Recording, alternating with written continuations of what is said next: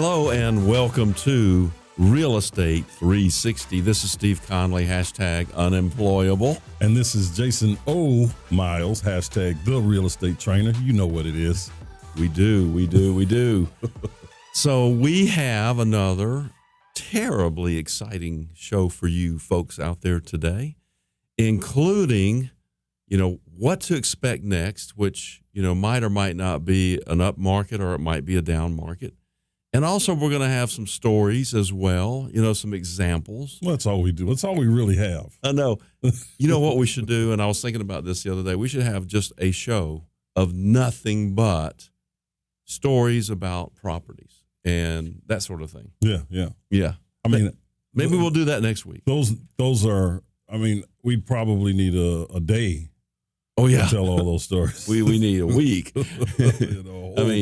Nonstop. Commercial-free radio. 60 years or so of real estate investing, we got to have like a week's worth of stories. That's for sure. And some of them are not pleasant. But, that's kind of what some people want to hear. They want to hear the disasters. And, when we listen to the gurus, right? Right. The guys that are out there that people are spending $20, $30, $40, $50, $60, $100,000 on to learn, quote unquote, I've got the air quotes going. Right. These guys will tell their people, well, we haven't lost ever. Sure. We've never lost money on a deal. They'll actually tell people that. And hey, listen, I wish that we could bat 1,000. I wish that we could bat 500. Oh, we're batting better than 500. Well, you know what I mean. I do. I always use that baseball analogy. Yeah. Baseball players going to the Hall of Fame, hitting 300. That's a fantastic number. Exactly. But, we're probably batting 800 to 900. So. Yeah, for sure. Absolutely. You don't want to take losses half the time, right? No. So, a lot of our gains are pretty big, and whatever losses we have encountered have relatively been small in relation to what we make on all the other deals. Absolutely. It's a, you cannot take some risk, right, and be in business. Period. That's right. We're offloading some of our older wholesale deals right now that we know we're going to lose a little bit of money on. Yeah. So that we can buy the new stuff, get new blood in the veins, if you will. Because when we bought them, it was a good time. Those were good numbers then. Right. The market is different today. Absolutely. So we've got to get rid of those things one way or another. And psychically, it's really good for us to get rid of those things because they're like little miniature anchors. They drop and they hold the ship, the big ship, in place too long. Every time you hear the address, it's like, oh, God, no. I know. That's right. Oh, no. That again? Yeah. Well, listen, you had a great topic for today, which is how to make money in a down market. Absolutely. Now, I don't think this is a down market. It's not a down market. But we've been in an upswing for quite some time. Yeah, we have. And, of course, what goes up must come down. I'm not rooting for that to happen. It would be great if we could have, the cycle that we've been having could go on forever. But, it can't. The yin must come with the yang. Yeah, that's right. You know what I'm saying? So there are ways, though, to make a lot of money. Just talking about me. I'm just talking about me. I have made more money coming out of this last downturn than I have ever made before. Well, just talking about me, I'd say me too. I've never seen a market change and move so fast. Yeah. And, I've only been doing this for 35 years, and I've been saying that for probably at least 5. That's right. So a while. And it's really exciting. So, but that had a correction last year. So, as things are going to cycle. That's right. And that's a moderate correction. If you're listening to the talking heads, the pundits, if you will, everyone is with the Chicken Little thing right now. The sky's falling. And, when is it going to happen? All of the indicators, there are a lot of indicators that say it's going to happen. But when, of course, none of us have a crystal ball. Yeah. But what we do need to be is prepared. I was just thinking when you were saying that about a year ago, or maybe even a little less, we were talking about, and you'll have to refresh my memory on this. It was something about the Fed rate going below certain numbers, and it was inverted something. The inverted yield curve. That's it, the inverted yield curve. Thank you. And they were saying, "Oh man, that's terrible, terrible." Right after that happens, then we're going to have a big correction. Mm-hmm. We actually did have a little correction, Mm-hmm. but it wasn't tremendous at all. No. And once we have this next correction, I mean, everyone is afraid. I mean, 2008 is still very, very fresh in pretty much everyone's mind. Yeah. You know, it doesn't matter how you can be 24 right now and you can remember what it felt like, or, you know, to live in a household where your parents were losing things. Yeah. You know, it was a tough time. It was a very, very difficult time. There were a lot of divorces. There were a lot of suicides. There were a lot of, obviously, businesses going, under. Right. Big, huge, massive companies went under. So there was, what hope is there for us, the little guy, right? That's right. When Lehman Brothers is going out of business, what is going on? Yeah. It's 100-and-something-year-old company. It was a juggernaut, but it was earth shattering. Right. What we went through, and it was. If you've read anything about the Depression, 1929, it was as close to that as we could have come. Exactly. I mean, of course, we didn't have the bread lines, but it was pretty bad for a lot of folks. People couldn't go to the grocery store. It was cheaper to go to McDonald's to feed your family than it was to go to the grocery store. That's amazing. And that's really, really how bad it was here. And that's nothing in comparison to what happened in other countries. Mm-hmm. But, people, some will say, we Americans live in a fishbowl. We can't see out, but everybody can see in. I heard Robert Kiyosaki say that this morning. Mm. And there is a lot of truth in that. Right. We live in this bubble. Whatever happens to us, it's the end of the world. It's all bad. But there are things that affect us, that are affecting other people around the world, in a much deeper capacity. Yeah, I've heard that when America sneezes, the rest of the world gets the flu or polio or something. That's exactly right. That's exactly right. But there's opportunity there. Yeah. Right? And absolutely, there's opportunity. Right. There's opportunity everywhere. People made money in 1929 and 1930. That's right. And all the way through that day. Some people became very rich during that time. And I think the idea there is to not get caught up in the macroeconomics. Whatever's going on out there in the world is going on. Mm-hmm. But that doesn't mean it has to really affect you in your little microeconomics position. So, you've got control of whatever it is you have control over mm-hmm. here. And really, I think in whatever industry you're in, whether it's real estate or it's, making furniture or it's marketing or sales, doesn't matter. You focus on whatever it is you do and you look for the gaps there and just be aware of whatever's happening within your purview. You can still do extremely well. That's right. And for the vast majority of people, what they don't do is shift gears. Right. Right. They get into a situation where it's like, okay, this is how I make money, and then I'm just doing that. Mm-hmm. Well, things change. When conditions, economic cycles differ, you have to be able to shift laterally. You have to move with the market. Not necessarily as it flows, but you've got to change what you do. If we're wholesaling, and you know better than I that in 2008-9, wholesaling was dead. Oh, yeah. So if you're trying to wholesale, I mean, you're just spinning your wheels at that time. Yeah. You're just spinning your wheels. So you have to shift. There's got to be another way to look at this. And we knew that way was to focus on rental properties. Mm-hmm. Whether you were being the landlord or you were selling it to people that wanted to be a landlord. Because what major city could you have gone into even then and bought a house for $18,000 that's ready to move in? Well, I don't know. All of them probably. I mean, not many. No, not really? No, I was just thinking that. about my experience. Yeah, that's what I'm saying. In any major city around the country. Yeah. There was an opportunity here in Atlanta, in the Southeast in general, but in Atlanta in particular, for people and we saw that. We saw hedge funds coming here and buying up hundreds, thousands of properties and renting them out because they were getting them for virtually nothing. I think they just sent people down to the courthouse house and said, here's $10 million, here's $20 million. Here's a backpack full of money. And spend it all. Go spend it. That's exactly what just they bid did. on it, whatever. Do whatever you have to do to get those houses. That's exactly what they did. You couldn't compete. No. You couldn't compete. You had to be creative, but there was opportunity there. And for those that could see through the fog, through the pain, and said, hey, I'm a real estate guy, and funding is dried up, so I've got to raise money. I got to raise private capital, to get these places, or do arbitrage.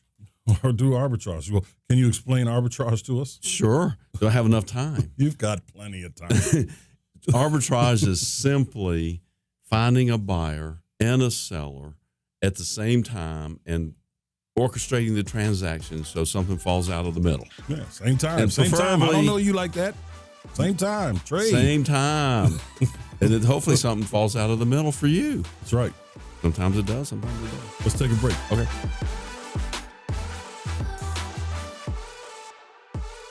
We'll buy your house. Click 833willbuy.com. That's 833WELLBUY.com. Or call 833-WILL-BUY. Se habla español. Llámanos. Call us today. All right, we are back. It's Real Estate 360 Show. Yes, indeed. And by the way, it's realestate360show.com. Yes. And they can find us on every platform, wherever you listen to podcasts, iTunes, Spotify, Google Play, and all the whatever there is. Wherever you can get it, go get it. As well, sir. Yes, as well as YouTube.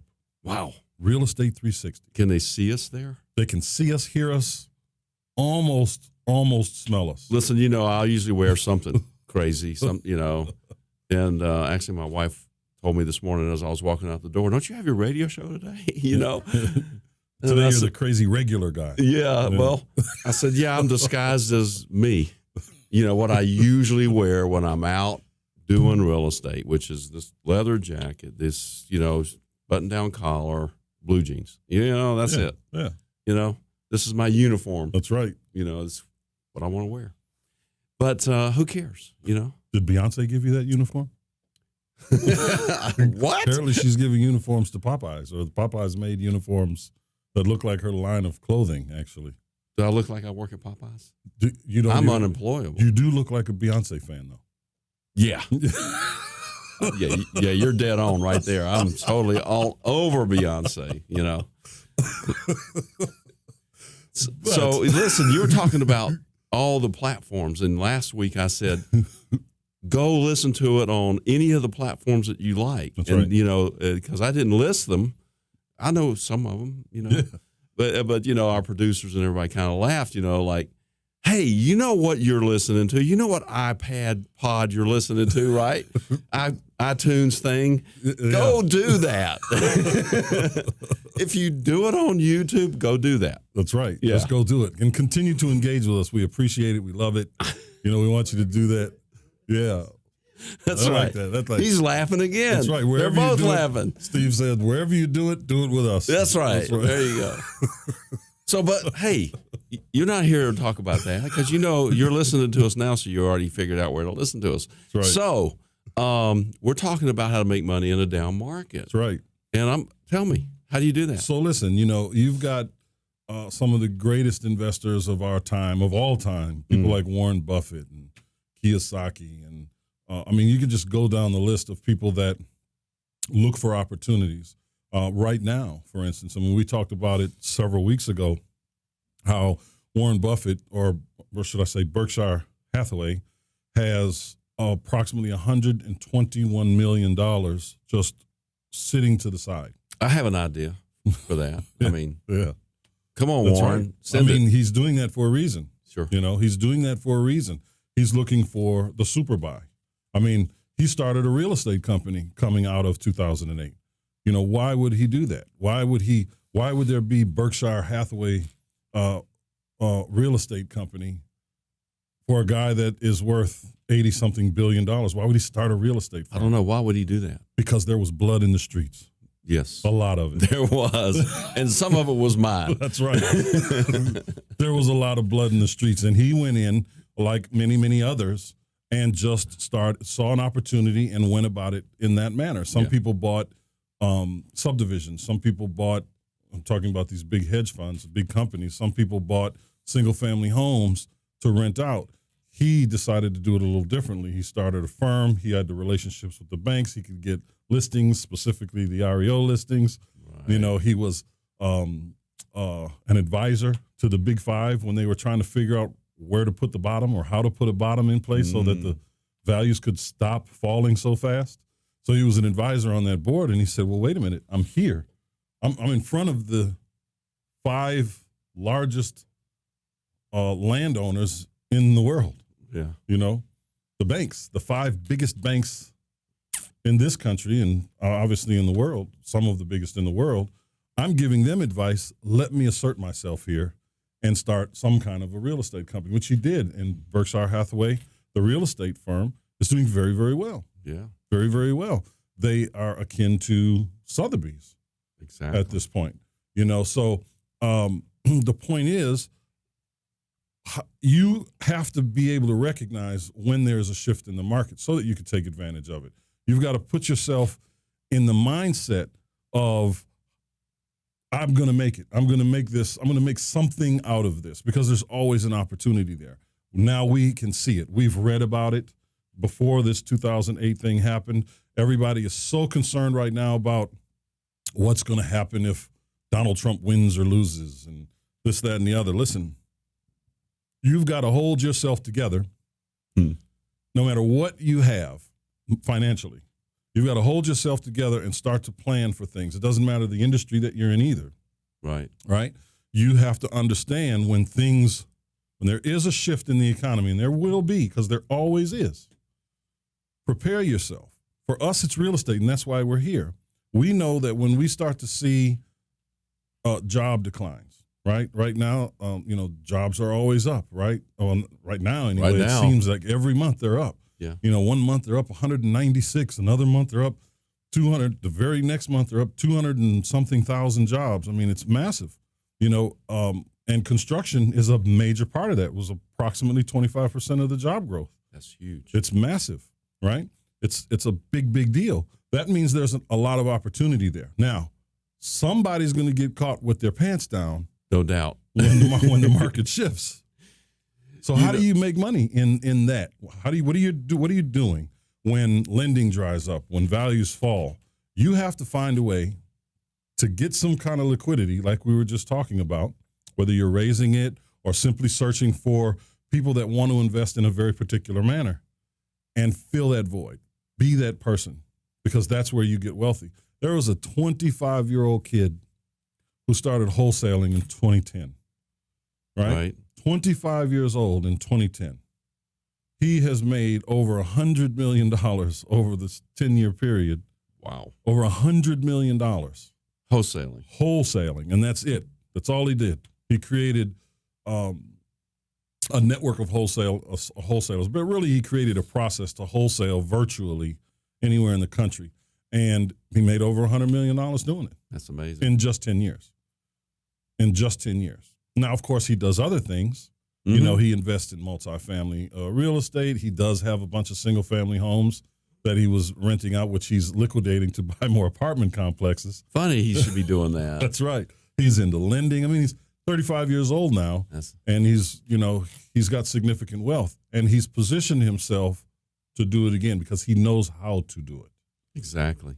You know, we've been around long enough to see the cycles. Yeah. And some people that are just getting into real estate or have only been into it for 4 or 5 or 6 or 10 years haven't really seen the cycles. Yeah. 10 years was on the cusp there, yeah. You know. But so when you and I are looking around, we're saying, okay, we're in this particular cycle right now. And been keeping in mind, from my perspective, it looks to me like it's always a boom, bust economy. So I'm looking at all this construction going on and all these condos and all these houses that are driving around. And there's more and more and more, and there's commercial that's being built. I saw driving past the Perimeter Mall this morning, they're building the out parcels. I said, okay, So now those out parcels have been there for as long as I can remember. Yeah. And all of a sudden now they're building on them. Yeah. I'm saying, okay, so the circumstances have come together to create the right economy so that they're making some really good money when they're selling those out parcels and putting in businesses that can support that funding on the back end. But all that is, as I'm looking around at all these properties, I'm thinking, oh wow, here we are. We're certainly in the boom part of the cycle. Yeah. And that means that, as you just said, some people are going to be caught with their pants down. But that's going to be opportunity. It is for opportunity. people. Now, something else. I know you want to say something about that. No, please go ahead. Please. You said something to me, I don't know, a year and a half, 2 years ago. And it stuck with you? I remember stuff. Certain things, It resonated with you. Sometimes if my wife's talking to me, I forget. But selective memory, as we call it. That's right. So you said, okay. You said, what did you say? Yeah. My fault. You said, hey, there's this guy that made 30% returns on the money in multifamily during the 2008, 2009 recession. I said, oh my God, that guy's a genius. Turns out, I don't know if he's a genius or not, but he was in the right place at the right time, and he's still doing it. Right. And so that's one of the reasons that was in the back of my mind that we needed to be in the multifamily, preparing for the next cycle. That's exactly right. Yeah. Because when you look at the numbers, during the last downturn, there was just over a 1% default rate in multifamily. I think it was like 1.14%. That's nothing. Exactly. And what was the default rate for single family? It was 10%. 10%. Now, to put that in perspective, if for all of us who lived through the 2008 downturn, that was only 10% of the real estate market. And that's what it did to us. That is devastating. But that's huge numbers for financial. Oh, absolutely. Ridiculously huge. But when you look at it, you try to put it in perspective, you say, well, I had $1 and I lost a dime. I'd be okay. Yeah. But when you're over-leveraged, as our country and our financial system was, that 10% is like significant. It's break time.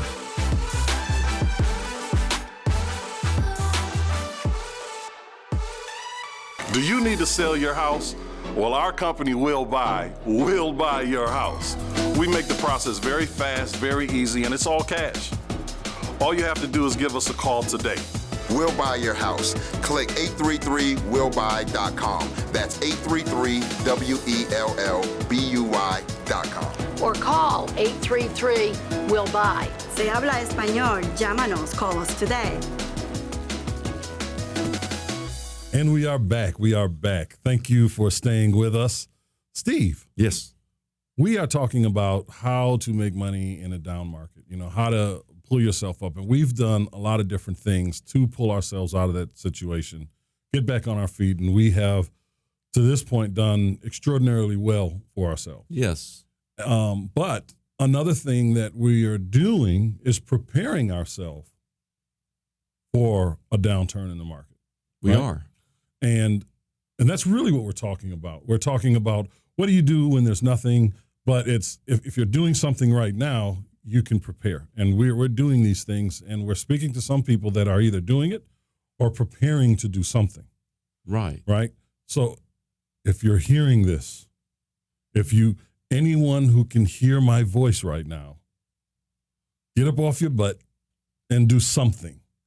Stop listening. Don't wait to get all the education, because you're not going to get all the education. This is a never-ending cycle of education. You're always going to learn something new. Stop waiting until you're ready, because you're never going to be ready. There's never going to be the perfect time. Now is the time. Just do something. We have a mentor student now, and he is analytical. And he calls me on occasion, like every other day, and says, okay, what am I missing here? And he's going through all the numbers and just totally overthinking it. And I said, look, just go make some offers. Go make as many offers as you possibly can, and you will learn it as you go. That's right. There's no possible way that anybody can tell you everything you need to know before you start. It's impossible. I mean, we just had a house where we were into it, and we found out that we needed to have a contractor approved with all kinds of documentation that is just absolutely insane. It's more like commercial, documentation for a single family house. Come on. Yeah. And we couldn't get a draw on it. So, I've only been doing this for 35 years, as I keep saying. I've never seen that. Yeah. How do you predict everything? So I'm telling this guy, I said, look, just do it. Take the action. Go make offers. I said, you can't lose if you use our contracts. There's due diligence in there, so you have a few days due diligence. You can turn around and remarket. You get feedback from that. There's a financing contingency clause in there, even after you get past the due diligence. You're going to lose your time, effort, and energy, but you're going to gain experience and knowledge. That's right. And you alluded to what you just mentioned about what's in the contracts. What's in those contracts. I mean, people will go out and they'll go to, their RIA meetings and get a standard contract, or they'll download a standard contract. If you don't really know what you need to have in those contracts, you can really be setting yourself up for failure, thinking you're doing one thing, but contractually, you're not able to do what you want to do. Right. So it's very, very important to understand what goes in your contracts. You do not need a 6-8 page contract. Do they exist? Absolutely. Do people use them? Yes, for many, many different reasons. One, to hide things. Right. Two, what they're hiding is always in their benefit, because they know 99% of the people are not going to read a 6-page contract, right? So they bury stuff in there. We use a very simple 1-page form. Exactly. That we modify. Actually, you spearhead that probably every quarter. Yes, and I've kind of gotten it where I like it. Yeah. Right now. Yeah. I was actually rereading my insurance clause in there, and I might make a little alteration in that. Yeah, yeah. But it's good enough, just like it is. It's great, but it started with, I think, a 4-page contract. Yeah. That had absolutely every way that we could buy a property. It did. Yeah. You pick a box. And now I can, I can change that. Anybody can change that with 2 sentences underneath, how we're buying it. 2 sentences. Oh, by the way, it's owner financing. Put a little asterisk. Owner financing, 30-year AM, 10%, whatever the numbers are. That's right. You just change it, but you have to have some experience before you can start changing your contracts. You have to know what it is that that you're shooting for, and you have to be able to write. That's right. That's right, and that's where obviously the most important aspects of what we do are in those contracts. So we have built in, or I should say, you have built-in extension clauses under certain circumstances. No, there's not an extension clause. There's unlimited amount of time to do anything we want. Pretty much. we have I won't say fought, but we've had people try to pull out of these contracts. Yeah. For one reason or another, where a perfect example is the Dunlap 5. Oh my God. Oh, what a nightmare deal. Let's don't talk about it. But more importantly, I got to say, okay, so here's a deal. I think we've talked about this before, but I don't know if we've talked about this one aspect of it. But here was a deal that we barely finished, and it had 5 owners, and all 5 owners were in different countries. None of them was America, okay? So all these different people all around the world had to sign at different times and different processes. It literally took 10 months to clear the title. And listen, just for clarity, the reason that it was like this, they were 5 townhouses all in a row, and we were buying all 5 of those. Yes. Well, we were going to buy them, and then we started doing something different, buying larger apartment buildings. So we were going to wholesale this. So as we were wholesaling it, everyone was patient. Everyone was patient until the title work was done. And then everybody started to get antsy. And the gentleman in the middle was trying to weasel out of the contract because he was getting higher offers. Right. And they found very quickly, as they tried to circumvent us, that wasn't going to happen. Right. The lawyers wouldn't go for it. They couldn't do anything. They were going to get hit with list pendants on these properties. Had they tried to do it, they wouldn't have been able to sell them. And there wasn't another attorney that would touch the deal because of this. And it had everything to do with the language in the contract. Pretty good. Huh? Everything to do with the language in the contract. So you have to understand what's in there. It's just not a bunch of black ink on white paper. You know, the attorney's office called me and said, do you have a contract on these? And I said, absolutely do. Yeah. You know, has it expired? I said, no, there's no possible way. My contract can expire. And by the way, we're still in, you know, the seller's side correcting the title work. Right. And she said, okay. Yeah. And in the end, we sold them. It wound up costing an enormous amount of money, but for us, it was time, you know? Yeah. And thankfully, it was your time, not mine. I mean, I'm sorry. It was quite a deal. Yeah. I'm glad it's over. So we're back to pulling yourself up, you know, Horatio Alger, you know, pulling yourself up by your bootstraps and whatever. I never understood that because don't you have to be, if you do that, aren't you off the ground? And how do you walk? You're pulling your feet up. Maybe I'm taking it too literal. No. Pull yourself up by your bootstraps. You know, I have a little house that I'll kind of mention. Is it on the prairie? Zoom over my, okay. No, it's not on the prairie. Good grief. Man, that was quick. I'm full of them. Oh, man, you are super fast. No, it was in Pittsburgh. Now, I don't mean Pennsylvania. I mean the little community down southwest Atlanta, Pittsburgh, that's absolutely skyrocketed in value. Scratching my head, don't know why. Yeah. You know, but I know why. It's location, and I always thought Pittsburgh was a great location. I could never understand why it looked so terrible, except for, you know, anybody that wanted to steal stuff from you lived in Pittsburgh. That's for sure. But so I bought this place. I put it under contract. It was a wholesale deal. It was a lender REO, and I went down and looked at it. It was concrete block, pretty decent shape considering. You know, it wasn't really move in, but it looked like it'd been like a flop house kind of thing or room rental. Yeah, central heat and air, and most of the stuff was still there. The wires were still on the walls. You that's know, good. You know, in that area, that's the way it is. You know, it'll save you $5,000 right there. Yeah, so you know, I wrote it up and put it out. I got a contract to buy it. You know, I think it was like $35,000, and I thought I was paying way too much for it. It was probably 2,000 square feet, good size house, 6 bedrooms, 1 bath. You know, with 2 of the bedrooms used to be a living room, so no living room, that kind of thing. Anyway, and I turned around and wholesale it off to this guy that, and it was like $10,000, you know, wholesale fee. And he wanted to negotiate, and I finally came back and said, no, as a matter of fact, my price is a little bit higher. And he paid cash for it, and we closed it out, and we got it done.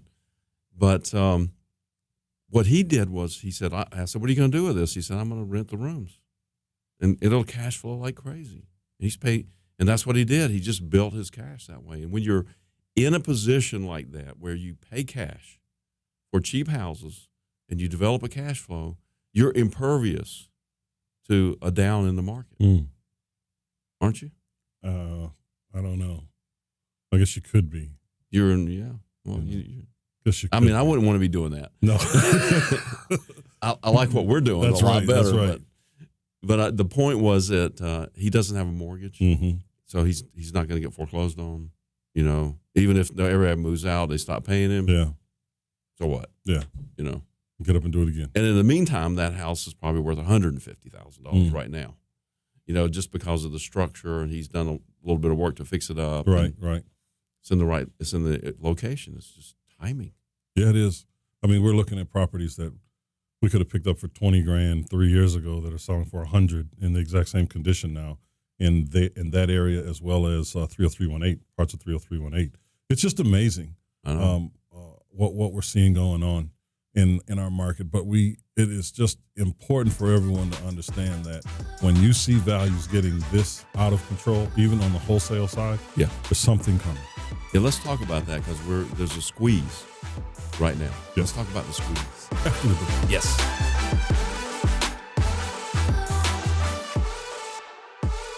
Hi, this is Sammy with Sammy Hadid Real Estate Keller Williams. Are you looking for a top producing agent who will look out for your best interests? Top dollar on the sale of your home, a well-negotiated contract, an efficient closing? Please call me at 305-978-4249. I'm more than happy to set up a consultation. I'll put together a proposal for you to net top dollar for your home, what it is that I'm doing to get all my homes sold.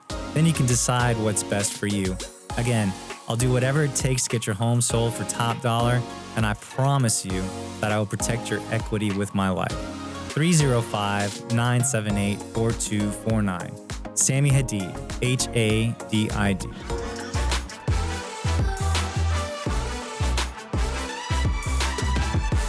Hello and welcome back to Real Estate 360. Steve Conley and Jason Myles. What's the O stand for? It's just, I know where that came from. It's the girls. They said, oh. It's Myles. I do get a lot though, because I use my middle initial. It's my middle initial, but a lot of people think it's Myles, like O'Malley or O'Reilly, right? Yeah. But I definitely utilize that during St. Patrick's Day. Oh, yeah. I'm the worst ever. You know what I mean? But I'm Jason Myles, not Jason Myles. No, why not? Why would you be? Myles. I got to get the beer, man. Got to get the beer. Not too many people see, black Irishmen. But they exist They do somewhere exist. They do exist. over the rainbow, under the rainbow. We get a leprechaun over here. That's right. So we're talking about preparedness, but sometimes things just happen to push you in a direction. And so just what I'm seeing is that in the Atlanta area, it's getting more and more difficult to find what we would call a good wholesale real estate fix and flip wholesale deal. Well, it's difficult from the perspective of what we're accustomed to seeing. Correct. In other words, the formulas that we are comfortable with, those numbers are harder to find because Absolutely. People who are selling their houses there's a lot more information out there in terms of valuation. So they're saying, well, if that house sold for this, then mine should sell for that. And that may or may not be true. But so they're pushing the values up what they want to sell their houses for. And in the meantime, we've seen last year, especially, toward the end of last year, the retail values coming down, causing a squeeze. Absolutely. The squeeze. That was the squeeze I was talking about. That's the squeeze. And how you find money in there. So you've got a lot of people that have some liquidity that are saying, okay, I'll make $40,000 instead of $60,000. Yeah. But they've got some cash to throw into those deals. Right. For the people that don't have that cash, they're not going to be able to do those deals because the lenders don't like them. Right. And you've got to buy your way into those deals. Basically, you're going to spend 20 to make 40, But it's tough for people that are getting started. We're seeing, wholesale fees go to the more reasonable range here. Yeah. Of $3,000 to $5,000. Exactly. Are we still doing some where we're getting 10 and 15? Yeah, but they are few and far between right now. Those are easier to do on commercial and multifamily. Oh, much easier, easier. But during one of the breaks, we were talking about alternatives to that. So you've got to be able to pivot a little bit. That's right. So what's one of the answers for getting away from the squeeze? Now you were talking about other areas. Yeah. So we looked at other areas, especially when we were developing our processes for multifamily. Mm-hmm. I was looking specifically in Birmingham, Alabama. It was a way for me to test my theories out, if you will, fine tune my processes and systems and say, hey, look, this is what we need to look for. This is what we need to do. But I could go there and I could buy, a 6-unit building for $15,000. You could buy or you did buy? I did buy. Oh, okay. Well, tell us about that. Yes, I did buy. Bought several of them. And I didn't hold them long because, again, I was testing my theory, my processes. So I bought them, fixed them, and then I was using a property management company in Birmingham to basically do everything. So I didn't have to go over there. They oversaw everything from the construction to the management of the property once it was ready to go. And we didn't have to stick a ton of money into any of that. And lending was very easy to get on those because they were buy and hold options. So we looked for a couple deals. You remember, I'll think of his name here in a second. Brad. Oh, sure. So Brad and I went, and we looked at a bunch of stuff. And you got to remember this because I was telling you, come do this, man. Come on. And you were like, no, not interested. Why would I do that? Not interested in that at all. So, all right. And so we went over there and looked at a bunch of stuff, and I started picking stuff up because it was really, really affordable. Yeah. And the rents were only about $425, but we're only into these things per door about $8-9 grand. Right. So making $425 a month, less 10%, was really, and it was all cash. There were no subsidies. We didn't have to. I mean, $425 is what people were paying. High rent at the time was $475, but it gave us room to increase. Which I never did have an increase in the rent because we sold them first. Somebody wanted to buy those from you so fast that you didn't have a chance to increase the rents. That's exactly right. And you made some money, didn't you? Oh, ridiculous. We sold them for $23,000 a door. And you, what? And you bought them for $2,500? We're in them all in at about, let's just say $10,000 a door. Okay. That's a pretty good return on your money. In under a year. Yeah. In under a year. And those opportunities still exist. We're doing a deal right now on one of our multifamilies. We bought it for $1.265. Right. We spent thus far about $50,000 in the rental. There's another 40 or 50 that still has to go in. So call it 100. Yeah, we'll spend 100,000. But right now we had it 3 months, almost 4 months. 4 months. Let's just that's an eternity. Yeah, for multifamily. Right? And this was something that we planned on keeping this for 2 to 3 years. Absolutely. In 4 months, with the renovations and the increase in rents, just cleaning it up, getting rid of all the bad tenants, increasing the rents, and beautifying the property. Evicting the roaches. Got to get them all out of there. Got to get them all out of there. We went from a 1.26 valuation purchase price to a $2.1 million valuation. In 3 months. Just 3 months. That's amazing. Now for us, we know we're going to finish the work, and because we still have about 10 more rents to increase. But that increase is going to take that 2.1 to approximately 2.5. Say 2.4 to be on the safe side. Mm-hmm. Okay. That's $1.2 million, $1.1 million for us. Yeah. Why keep it when we know we can sell it right now? We can do a lot more with $1 million in our pocket. 1031 that into on another one, tax free. Yeah.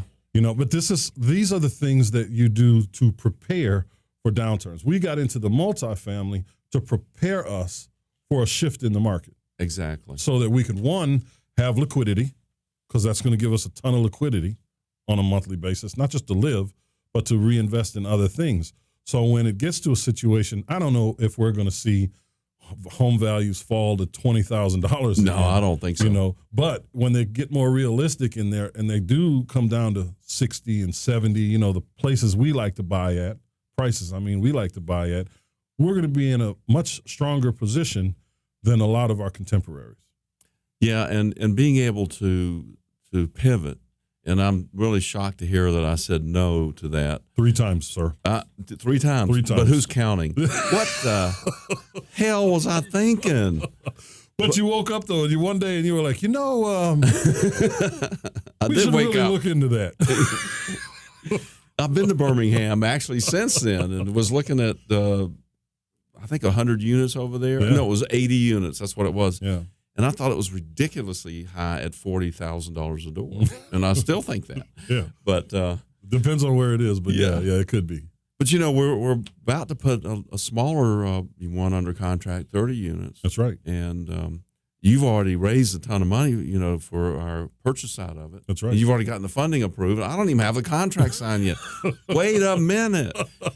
And I want to, and I'm looking at this thinking, if we're buying at this cap rate and we could sell it at that cap rate now. Right. And there's like $950,000 difference now. Yeah. Why wouldn't we sell that now? But you said all of our investors want to hold it. Yeah, because that's because of its location. Yeah. And the increasingly difficult process of buying in-town multifamily. Right. That's why. that is a property that will kind of solidify and anchor a certain level of wealth and value over the next 5 to 7 years. You know how I got that? I do. How did I get that? Because we develop relationships. Yeah, that's right. And people call us and say, hey, I got this thing. Before I put it out there, do you want to take a peek at it? Absolutely. And this guy said, hey, listen, I'm calling you because you were really nice to me on the phone. Yeah. And I try to be nice to everybody. Not always. But yeah, I must have been really nice to him. And he said, hey, do you want to look at this? I said, yeah, send it over. I don't know if I want to buy it or not, but I looked at it and I said, hell yeah. Yeah, and it was the guy, I really like him because he's straight up. He's super straight. A lot of people that you meet are going to give you half the story or they're going to embellish. This guy just said, listen, here's the price. We don't have this. We don't have this. We don't have this. Here's your rent rolls. Figure it out. And the price is firm. And it's firm. And there's, like Steve said, right now, if we took it down and just rented 3 more units out, right, 3 units, and raised the rents just $20, there's an immediate $1 million value there, profit. Right. An immediate $1 million. It'll take 2 months, 3 months to do that. Yeah. You can't do this. I don't know any other place where you can just create $1 million. To me, that 3 months is a long-term hold. Yes, it is. Yes, it is. But these are the things that truly, truly solidify you. You're getting cash flow. You have equity that you can actually leverage. Why can you leverage it? Because it's real, okay? It's real. It's not like a single-family house, for instance. When you go to get a loan and you have a single-family home as a rental property, they will only allow you to take 75% of whatever your rent is and count that as cash flow or as income, excuse me. Whereas multifamily, it is what it is. And they know that in a downturn, the single families are going to get hit the worst because they're not driven by the numbers; they're driven by emotions. Really, that's exactly right. But I want to take a minute and talk about our next seminar, which is March the 21st. It is really the basics. How do you recognize a great value in real estate when you see it? Go to realestate360show.com and you'll be able to register for it. It's $20 whole. And the fundamentals are really where it begins. That's what we have to have. Yeah. Have to have the fundamentals. So listen, guys, go to iTunes, Spotify, Google Play. Listen to us. It's wherever you listen to us. It's wherever you are, we are. Wherever you are.